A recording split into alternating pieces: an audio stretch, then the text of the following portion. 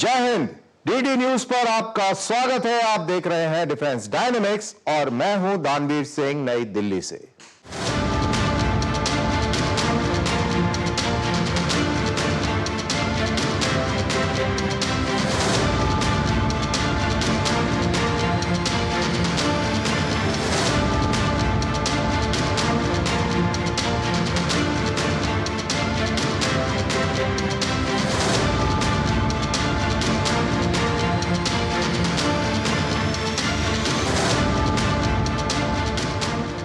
अगले 30 मिनट में हम INS तुशील के बारे में बताएंगे। हम आपको बताएंगे कि J-16 अपनी क्षमता से कम कैसे पाया गया। हम आगे ये बताएंगे कि Su-57 दुनिया का जदीद तरीन एयरक्राफ्ट क्यों है, और साथ ही Su-30 को लेकर और अस्त्रा मिसाइल को लेकर भी बात करेंगे। हम बात करेंगे जोरावर टैंक की, जिसने लद्दाख के अंदर फायरिंग टेस्ट सफलतापूर्वक करे और अब भारतीय सेना में शामिल होने के लिए तैयार है।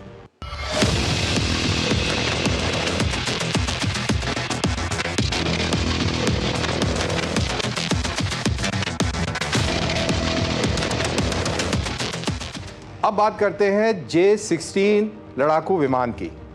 दरअसल एक चौंकाने वाली खबर सामने आई। जापानीज मीडिया में प्रकाशित ये खबर भारतीयों के लिए बहुत अच्छी खबर है, क्योंकि पाकिस्तान काफ़ी चीनी तकनीक का इस्तेमाल करता है। यानी कि ये अच्छी खबर दरअसल चीन की बुरी खबर है। हुआ यूँ कि चीन और रूस ने एक संयुक्त सैनिक अभ्यास किया। इसमें दोनों तरफ के बम वर्षक स्ट्रेटेजिक बॉम्बर्स ने एक पेट्रोल करना था और उनकी प्रोटेक्शन के लिए J-16 का इस्तेमाल किया जाना था। J-16 की निर्धारित रेंज 4000 किलोमीटर की बताई जाती है, लेकिन ये पता लगा इस पूरी एक्सरसाइज में कि दरअसल इसकी इतनी ज़्यादा रेंज नहीं है।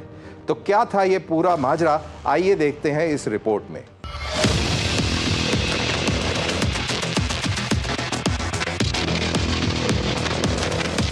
इस युद्ध अभ्यास के पहले दिन चीन के H-6N स्ट्रेटेजिक बॉम्बर्स ने सी ऑफ जापान को पार कर रूसी स्ट्रेटेजिक बॉम्बर्स के साथ निर्धारित इलाके के ऊपर संपर्क साधा और दोनों ने मिलकर संयुक्त रूप से पेट्रोलिंग की।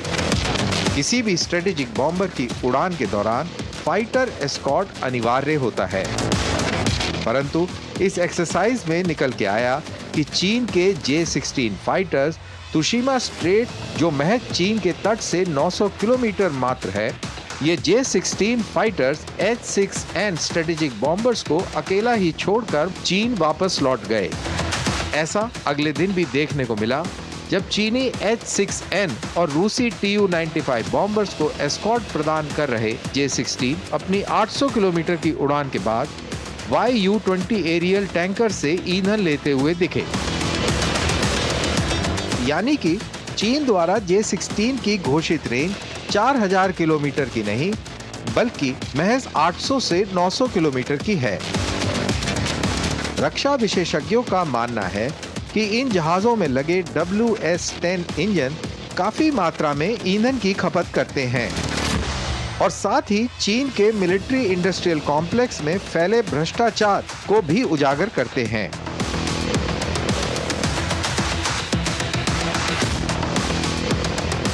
अगर मीडिया की खबरों को माने तो WS-10 इंजन को विकसित करने के लिए 15 बिलियन युआन निर्धारित किए गए थे, लेकिन इसका बहुत ही कम हिस्सा रिसर्च और डेवलपमेंट में इस्तेमाल हुआ और ज्यादातर रकम भ्रष्टाचार की भेंट चढ़ गई। चीन और रूस का ये संयुक्त हवाई अभ्यास महज राजनीतिक संदेश देने मात्र का था, न कि किसी सैन्य क्षमता का प्रदर्शन। रक्षा मंत्री राजनाथ सिंह ने 9 दिसंबर 2024 को रूस में भारतीय नौसेना के नए जंगी जहाज INS तुशील को कमीशन किया। ये जंगी जहाज advance stealth class missile frigate है। भारतीय नौसेना को इससे किस तरह से लाभ होगा, आइए जानते हैं कि ये वॉरशिप भारत के लिए कितना जरूरी है।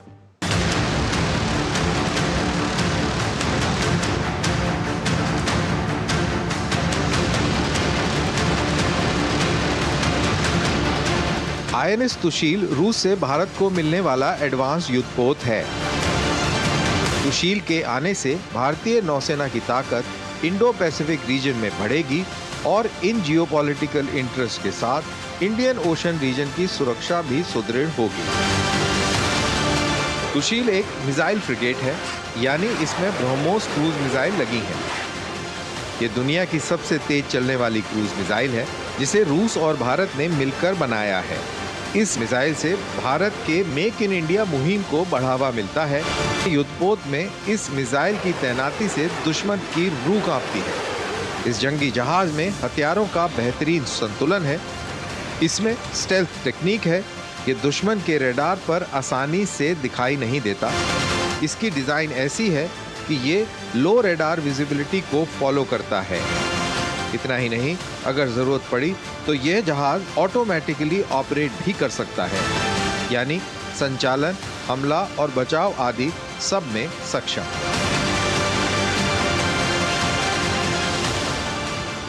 भारत ने इसके लिए रूस को ही क्यों चुना?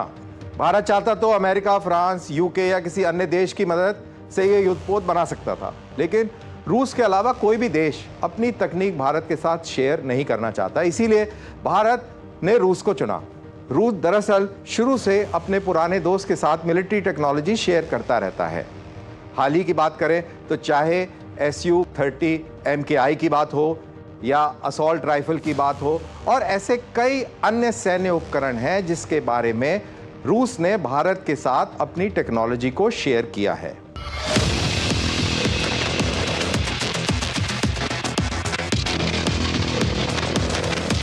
सुशील का मतलब है अभेद्य कवचम, यानी प्रोटेक्टर शील्ड। इसका ध्येय वाक्य है निर्भय, अभेद्य और बलशील। ये भारतीय नौसेना की ताकत और समुद्री दमखम को दिखाती है। इसे क्रिवक क्लास 3 फ्रिगेट यानी प्रोजेक्ट 1135.6 के तहत बनाया गया है, जो तलवार क्लास का अपग्रेड वर्जन है। आइए अब जानते हैं इस युद्धपोत की क्या ताकत है।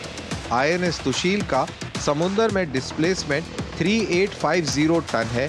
इसकी लंबाई 409.5 फीट, बीम 49.10 फीट और ड्राफ्ट 13.9 फीट है। ये समुद्र में अधिकतम 59 किलोमीटर प्रति घंटे की रफ्तार से चलता है। गति को यदि 26 किलोमीटर तक रखा जाए तो इसकी रेंज 4850 किलोमीटर की होती है।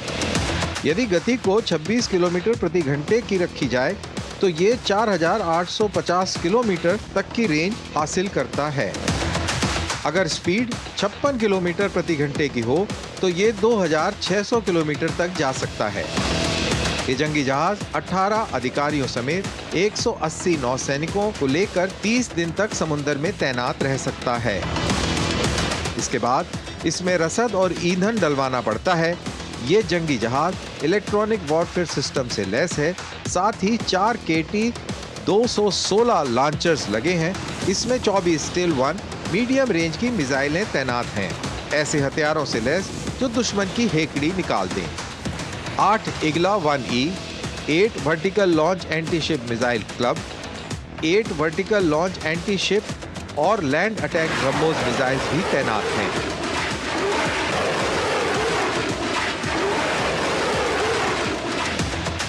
इसमें एक 100 मिलीमीटर की एक A190E नेवल गन लगी है।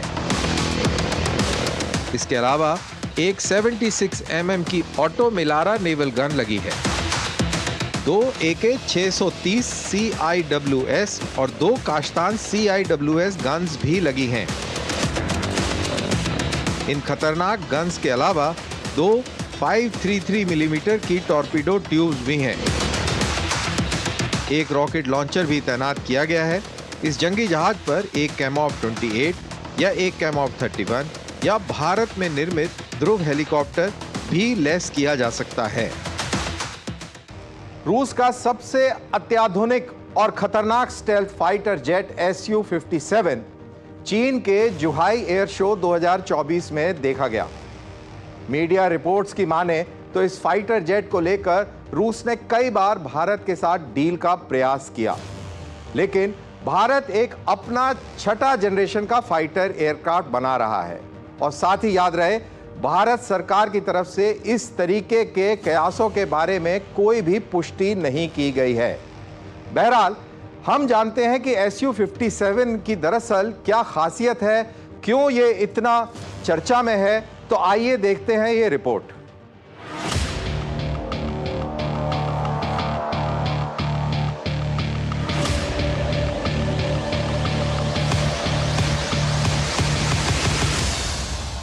Su-57 रूस की छठी पीढ़ी का स्टेल्थ फाइटर जेट है। Su-57 दुनिया के 10 सबसे खतरनाक फाइटर जेट्स में दूसरे नंबर पर आता है।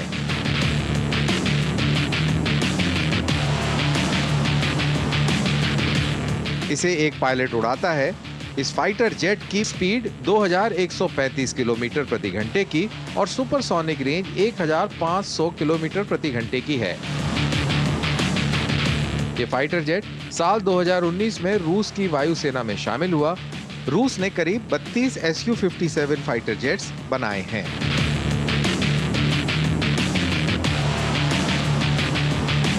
ये अधिकतम 66,000 फीट की ऊंचाई तक जा सकता है। इसकी रेंज 3500 किलोमीटर की है। अगर 2 आउटबोर्ड फ्यूल टैंक लगा दिए जाएं, तो इसकी रेंज बढ़कर 4500 किलोमीटर तक की हो जाती है।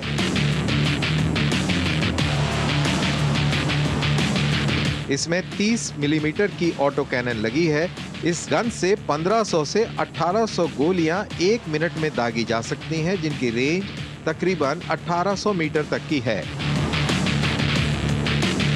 इस रूसी फाइटर जेट में 12 हार्ड पॉइंट्स हैं, 6 अंदर की ओर और 6 बाहर की तरफ, जिससे अलग अलग तरीके के हथियार फायर किए जा सकते हैं।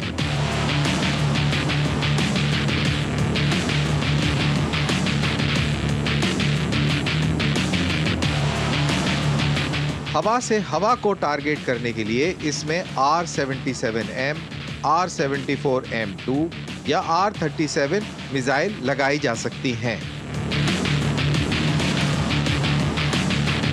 हवा से सतह पर टारगेट करने के लिए 4 KH-38M या 4 KH-59 Mark II मिसाइल्स लगाई जा सकती हैं। साथ ही एंटी शिप मिसाइलों के लिए 2 KH-35U या 2 KH-31 का इस्तेमाल किया जा सकता है।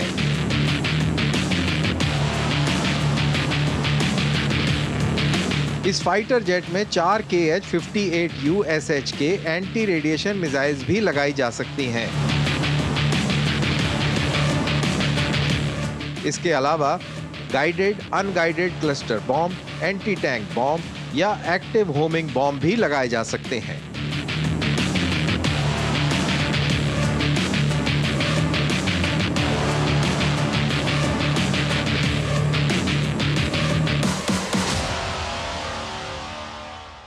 अगर हम किसी भी लड़ाकू जहाज की बात करें तो उसका IR सिग्नेचर उसके लिए बहुत घातक साबित हो सकता है। दरअसल IR सिग्नेचर दुश्मन की मिसाइल्स में लगे रेडार और सीकर्स पकड़ते हैं और उसको आसानी से टारगेट कर पाते हैं। तो IR सिग्नेचर को कम करने के लिए जहाज का इनटेक और एग्जॉस्ट बहुत अहम रोल अदा करता है।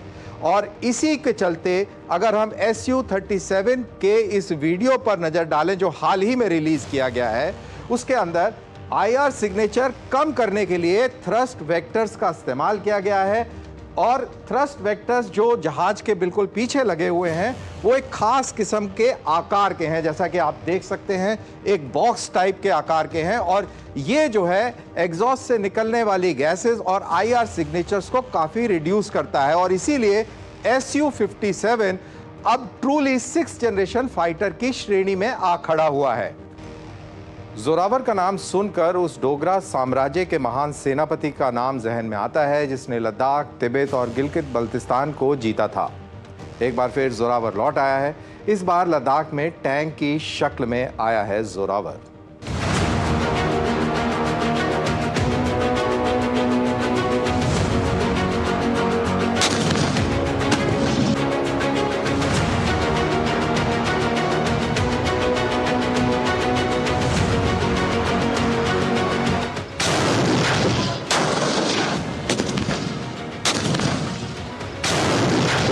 भारत ने स्वदेशी जोरावर लाइट टैंक का लद्दाख की ऊंचाई वाले क्षेत्रों में चल रही टेस्टिंग को पूरा कर लिया है।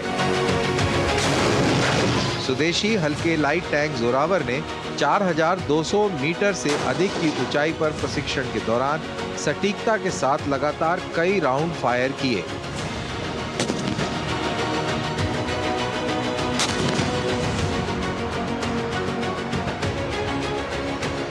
जोरावर टैंक LAC के पास तैनात चीनी ZTQ-15 ब्लैक पैंथर टैंकों को धूल चटाने के लिए ही तैयार किए गए हैं। DRDO और L&T ने मिलकर इस टैंक को डेवलप किया है। बीते कुछ समय से भारत डिफेंस के क्षेत्र में एक मजबूत शक्ति बनकर उभरा है। भारत अब अपने लिए खुद हथियार निर्माण कर रहा है।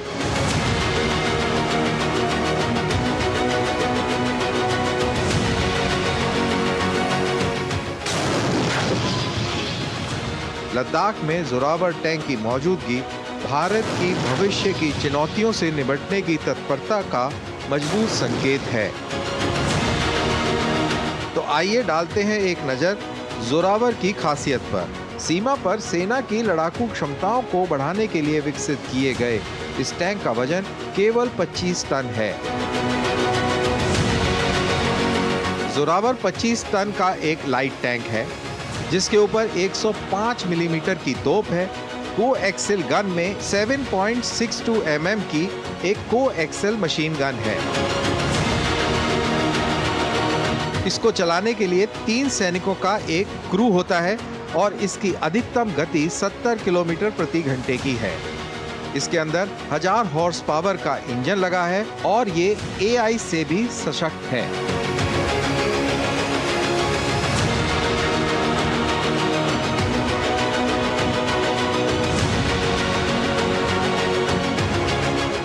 सितंबर में रेगिस्तानी इलाकों में इस टैंक का परीक्षण किया गया। इस टैंक ने परीक्षणों के दौरान सभी लक्ष्यों को पूरा किया। जोरावर टैंक में एम्फीबियस कैपेबिलिटी है जिससे वो पोगोंगसो झील में संचालन आसानी से कर सकता है।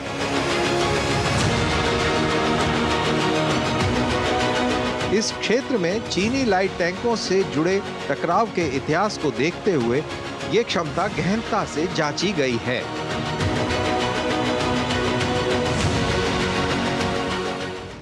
अस्त्र मिसाइल भारत में निर्मित बियॉन्ड विजुअल रेंज की मिसाइल है जिसे DRDO ने एयरफोर्स की एरियल कॉम्बैट कैपेबिलिटीज को बढ़ाने के लिए विकसित किया है।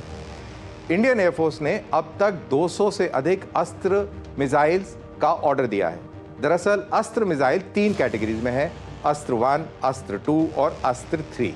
इसमें सबसे घातक अस्त्र 3 है जिसकी रेंज 300 किलोमीटर से भी अधिक है।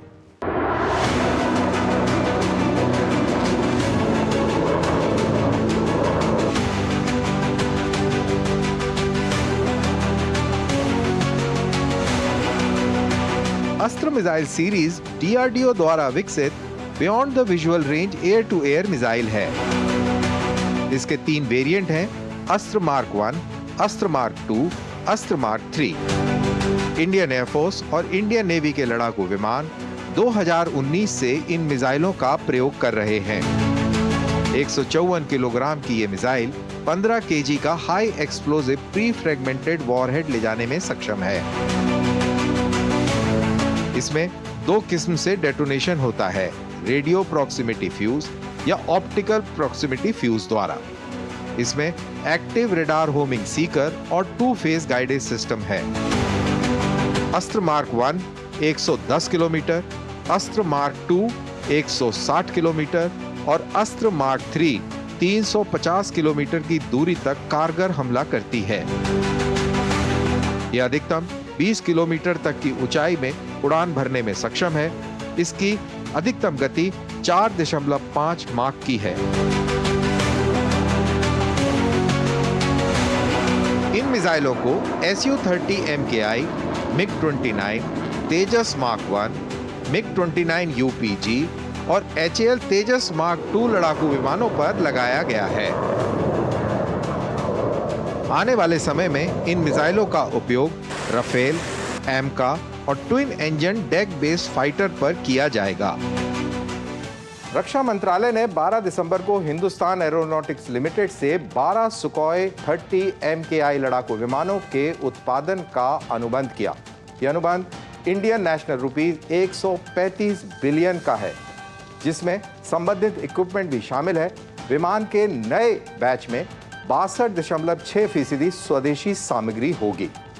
ग्लोबल कॉम्बैट एयर प्रोग्राम के 3 नेशनल इंडस्ट्रियल पार्टनर्स ने 2030 के मध्य तक 6th जनरेशन के भावी लड़ाकू विमान प्रदान करने के लिए एक नया जॉइंट वेंचर बनाया है। 13 दिसंबर को BAE systems, Japan aircraft industrial enhancement company limited और इटली की लिनार्डो के बीच समझौते की घोषणा की गई। प्रत्येक कंपनी की हिस्सेदारी 33.3% की रहेगी। जॉइंट वेंचर अगली पीढ़ी के लड़ाकू विमानों को डिजाइन, डेवलप और डिलीवर करेगा। माना जाता है कि ये 2070 तक अपनी सर्विसेज प्रदान करेगा। ब्रिटिश सेना ने वेल्स के रैंडो रेंज में पहली बार रायथन UK के high energy laser weapon HELWS का परीक्षण किया है। इस परीक्षण में सैनिकों ने wolf hound 6x6 armoured vehicle पर सवार होकर बढ़ते हुए हवाई लक्ष्यों को ट्रैक करना और उनके ऊपर लेजर से हमला करना, ये पूरी प्रक्रिया करी, जिसके अंदर काफ़ी अच्छी सफलता इस पर्टिकुलर वेपन सिस्टम को मिली। अमेरिकी वायुसेना के सचिव फ्रैंक केंडल ने नेक्स्ट जनरेशन एयर डोमिनेंस लड़ाकू विमान के चयन की प्रक्रिया को अभी स्थगित कर दिया है। अब ये प्रक्रिया 20 जनवरी के बाद होगी, जब डोनाल्ड ट्रंप ऑफिस में आ जाएंगे। Next generation air dominance America वायुसेना का हाईली क्लासिफाइड और सीक्रेटिव प्रोग्राम है, जिसका उद्देश्य मारक क्षमता को बढ़ाना और हवाई श्रेष्ठता सुनिश्चित करना है। उम्मीद है कि आधुनिक 6th जनरेशन का ये लड़ाकू विमान 2030 से F-22 रैप्टर फाइटर एयरक्राफ्ट की जगह लेगा। इसी के साथ हम इस प्रोग्राम के आखिर में पहुंचते हैं, लेकिन जाने से पहले मैं अपना विचार आपके साथ साझा करना चाहता हूं। देखिए माय टेक। दरअसल जब बात आत्मनिर्भरता की हो और जब आपकी महत्वाकांक्षा रीजनल पावर बनने की हो, तो आत्मनिर्भर बने बगैर आप उस मुकाम तक नहीं पहुंच सकते, चाहे वो युद्धपोत की तकनीक हो, चाहे वो हवाई जहाज हो और चाहे वो टैंक हो। आपको मालूम होगा कि जैसे भारत उन्नति कर रहा है, भारत आत्मनिर्भर भी होता चले जा रहा है। जहां तक नेवी की बात है, हम तकरीबन 70% आत्मनिर्भर हो चुके हैं। जहां पे बात आई फाइटर एयरक्राफ्ट की, तो हमने तेजस बनाया और अब हम 6th जनरेशन फाइटर M का बनाने जा रहे हैं। उसके बाद हम दुनिया के गिने चुने मुल्कों में शुमार होंगे। और अगर टैंक टेक्नोलॉजी की बात करें, तो चाहे हमारा अर्जुन मार्क 1, मार्क 2 हो या अभी हाल ही में विकसित जोरावर टैंक हो, ये हमको बताता है और दुनिया को भी दिखाता है कि भारत कितना सशक्त है और भारत किस तरीके से अपनी तकनीक को बढ़ा रहा है।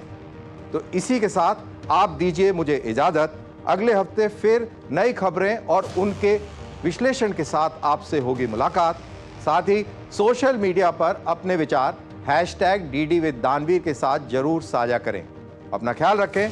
जय हिंद।